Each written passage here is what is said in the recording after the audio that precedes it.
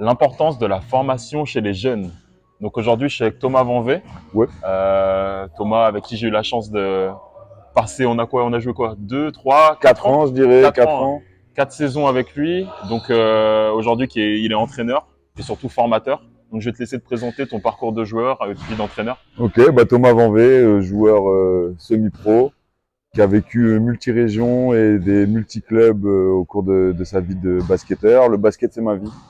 J'en ai fait tout le temps et j'en ferai encore tant que je peux. J'ai joué en National 2, en National 3, en pré-national à 18 ans et à 38 ans. Donc non, j'ai un peu tout vécu le basket amateur comme ça, et j'ai côtoyé des pros, des semi-pros, des joueurs équipe de France et tout ça. Donc non, le basket est un monde petit et on s'y retrouve vite quand on est un grand comme moi. Et du coup, tu as joué au basket et maintenant tu es devenu coach et formateur. Qu'est-ce qui t'a amené dans ce milieu de coaching, d'entraîneur, Qu'est-ce qui t'a emmené dans ce milieu-là? J'ai toujours fait ça pour la transmission. En fait, dès mon âge de 19 ans, je jouais déjà au basket depuis 5-6 ans et j'ai tout de suite demandé à avoir des jeunes. Au début, un peu trop pour moi, mais même j'ai toujours voulu avoir des équipes encadrées. Et Ça a toujours fait partie de mon ADN. J'ai toujours aimé parce que moi, le basket, on me l'a appris comme ça, en fait. Ouais. Il y a des grands qui m'ont pris sous leurs ailes et qui m'ont montré comment s'entraîner dur, etc., les petits exercices. Donc, c'est une histoire de transmission entre les anciens et les nouvelles générations. T'as passé des diplômes à quel âge à peu près? J'ai commencé à 18, 19 ans. Ok. J'ai tout raté. J'ai mis du temps et je me suis relancé dedans beaucoup plus tard, beaucoup plus mature. Ok. Passé mes 30 ans, où j'ai senti que ma carrière de joueur, entre guillemets, voilà, c'était la fin, il fallait penser à autre chose. Donc j'ai voulu avoir des acquis sûrs là-dedans. Ok, donc moi j'ai une question pour toi. En tant que formateur, pourquoi la formation est-elle si importante pour les jeunes? La formation, elle est importante pour moi. Elle commence dès qu'on a un ballon dans les mains et même avant. Mais la formation, elle est importante pour la confiance en soi. Sans formation, on n'a pas de certitude sur ses acquis ou sur sa façon de jouer. Avec une formation, même un prémisse, hein, même un double pas appris dès le plus jeune âge, le double pas, en fait, ça reste une arme et on peut, voilà, c'est de la confiance en fait. On peut la mettre à n'importe qui, n'importe quel joueur. On sait qu'on va pouvoir placer son double pas. C'est une histoire d'habilité qu'on développe et qu'on garde après toute sa vie. Ok. Par rapport aux jeunes, selon toi, à quel âge on doit commencer le basket sérieusement dans notre tête? À quel âge ça doit être sérieux? Déjà, sérieusement, ça veut dire quoi? Le sérieux, il vient avec l'envie. En fait. Et si on a de l'envie, on va être sérieux dans ce qu'on fait. Donc déjà, la question, moi, j'y pense comme ça. Le basket, faut le commencer quand on est passionné. En fait. Si on fait du basket pour faire du basket, derrière, on aura peu d'appétence, mais on va pas pouvoir creuser bien loin. Mais par contre, si on a vraiment cette passion, on peut commencer dès 5 ans, en fait. Je comprends. Mais dès que l'enfant est capable de réagir par lui-même, de réfléchir par lui-même, si l'enfant a 12 ans et il est encore papa, maman, ça sert à rien de lui mettre des coachings individuels et de commencer ça sérieusement. Ouais. Non, le petit, il a besoin de découvrir la partie jeu et tout ça. Pour par moi contre, aussi, dès que le petit, il a vraiment une passion, une envie de progresser et tout ça, là, il faut l'envoyer sur de l'individualité ou même mettre plus de séances collectives et tout ça. Je pense vraiment aussi faut rien forcer. De toute façon, on y reviendra plus tard, mais je pense qu'il faut rien se forcer. Il faut vraiment laisser le plaisir prendre le dessus au-dessus de tout, quoi. C'est clair. Le plaisir, il vient pour certains dans la compétition, dans d'autres, c'est d'autres facteurs qui agissent. Mais je dirais qu'avant 12-13 ans, il faut être dans le multisport. Faut pas être formaté basketteur. Se chercher. Il faut peut-être faire du basket toute l'année en club, mais il faut aussi avoir l'été ou même pendant les vacances ou même à la fin des jours de cours, faire des foot, faire d'autres sports, du multisport, de l'escalade. J'en sais rien. Mais c'est un truc qui t'ouvre d'autres aspects de la compétition, d'autres habiletés techniques. Et ça permet aussi de relativiser, de mettre du sens à ce que c'est le basket. On progresse beaucoup plus vite. Moi, en tout cas, c'est ce que j'ai remarqué. Quand on a fait du multisport jusqu'à 12-13 ans, et qu'à 13 ans, même si on a fait toujours du basket, là, on se met à fond dedans. Ok. Je voudrais ouvrir un point. On dit former le joueur et on forme aussi la personne en tant que formateur. Ouais. C'est clair, le sport c'est facile, c'est plein de valeurs. Ne jamais abandonner, connaître l'échec, dire rater un shoot ou rater une séquence de formation. Voilà, c'est pareil, c'est la même chose, rater son bac. On est obligé de passer par l'échec pour devenir plus fort. Donc, ouais, les valeurs de ne jamais abandonner et tout ça, c'est primordial dans la formation du joueur.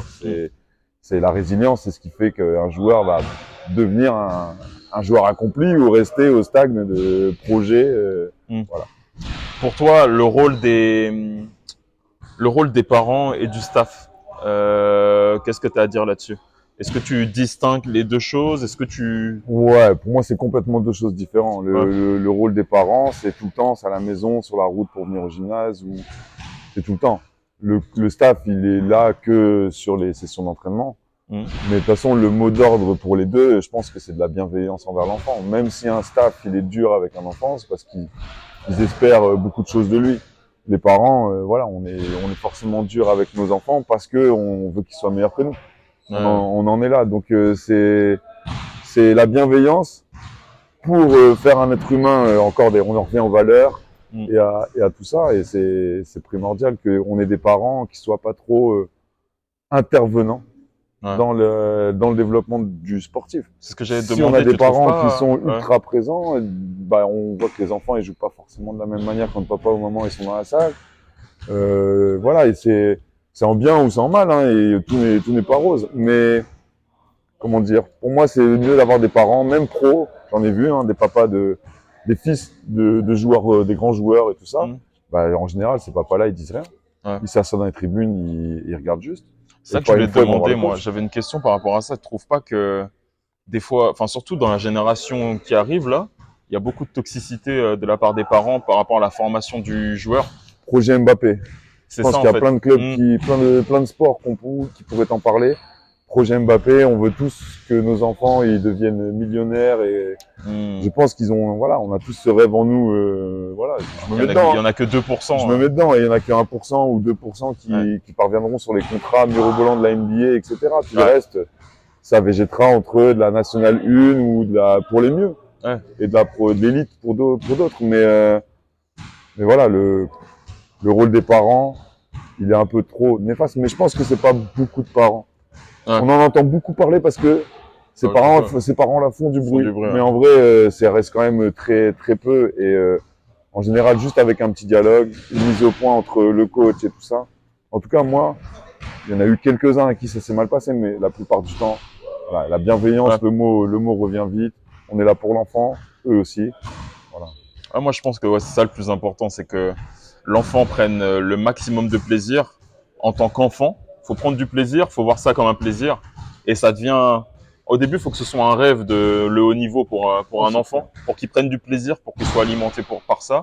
Et je pense qu'ensuite, c'est plus quand on rentre dans les pôles, les sports-études, les centres de formation, là, ça doit être un objectif. Et c'est là pour moi, il y a le switch, il est pile à l'adolescence. C'est clair. Pas avant, pas trop tôt en fait. Si tu le fais trop tôt, je pense que ça peut dégoûter le gamin du basket. Tu vois. En tout cas, c'est mon avis personnel. Après, tu vois, toi comme moi, on n'est pas passé par les centres de formation. Ouais. D'accord? Donc, tu peux aussi avoir le parcours Z ou B qui te permet d'atteindre ton rêve. Alors, peut-être pas dans les aspirations que tu voulais au début, signer en NBA ou on rêve tous de ça.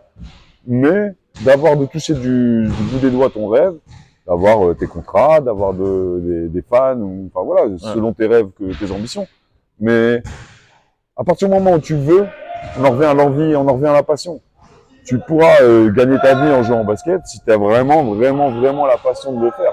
Parce que ça vient pas en claquant des doigts. Et passion égale... Tu es obligé de passer par une formation qui te donnera une confiance et qui te donnera des habilités face à n'importe qui, en fait. Pour moi, la passion, c'est égal à la détermination aussi. Ouais, c'est clair. Si tu trouves la passion, tu es déterminé.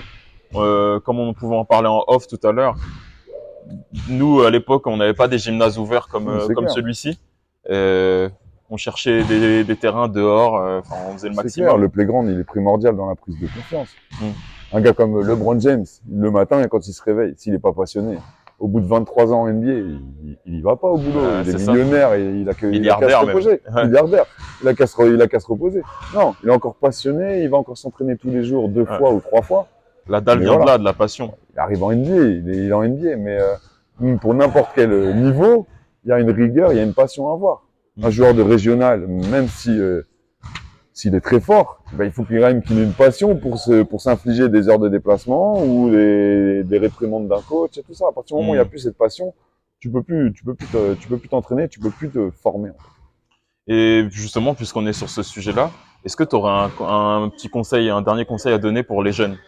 J'en ai deux, trois. Moi, j'ai toujours des conseils. Je suis éducateur sportif, donc Forcément, c'est la bonne question à te j'essaie d'avoir poser. toujours les meilleurs conseils. Ouais. Je dirais qu'il faut jamais lâcher le playground, que le playground il permet d'avoir une confiance dans les heures de travail qu'on passe sur un playground, que ce soit en 1 contre 0 ou en 5 contre 5. Il faut aller sur les playgrounds. C'est primordial Pour de le se développer. développement. Développement mental, physique, technique, confiance en tactique, soi. la confiance en soi, c'est primordial. C'est primordial. Tous les passionnés de basket sont un moment passé sur un playground. C'est clair. À côté de chez eux, loin de chez eux, on y va tous. Donc ça, premier conseil, c'est ça. Le deuxième, ce serait négligez pas le physique. Le corps, c'est l'outil de travail, en fait. Donc si on prend soin de son corps sur des routines d'assouplissement, etc., bah, c'est important, en fait. La musculation, elle est primordiale. Le cardio, il est primordial. Donc prenez soin de votre physique, ne le négligez pas, pensez à le développer. Ouais, pas laisser traîner des blessures. Ça, c'est super important. Les blessures, faut les petites soigner. entorses, tout ça. Voilà. Ça Après, traîne toute une carrière. dans cette génération-là, je trouve que les petits, il faut quand même plus attention à eux. Alors que nous, dans nos trucs, toi et encore plus moi, on jouait blessé. Ouais. On pouvait se dire, bah non, j'ai rien. Alors qu'en fait, on avait une entorse et tout ça. C'est vrai. Faut faire attention à Faut ça. rester à cheval là-dessus. Notre transmission, toi et moi, quand on parle avec des jeunes, bah, faut pas qu'on dise, t'es blessé, tu joues pas, tu vois. Il y a des matchs en jeu que tu dois jouer, c'est sûr. Et pour un match de classique, faut peut-être pas nous niquer sa santé, excuse-moi pour le mot, mais voilà, pour juste du basket. Ouais, je comprends. Ok, bah merci beaucoup Thomas. Bah ouais. Donc vous pouvez le suivre sur les réseaux sociaux. Vous pouvez suivre le CSSG Basket aussi, qui a des ambitions. C'est quoi les ambitions cette année? Bon, c'est toujours être un club familial et plein de valeurs humaines. Le développement des petits vers le plus haut niveau que l'on peut toucher, et puis chez les seniors retrouver un meilleur niveau au-dessus de la régionale. Ouais. Mais c'est des aspirations d'éducateur sportif. L'homme, il dit que c'était un très grand plaisir de passer un moment avec toi, mon gars. Merci beaucoup. Et puis,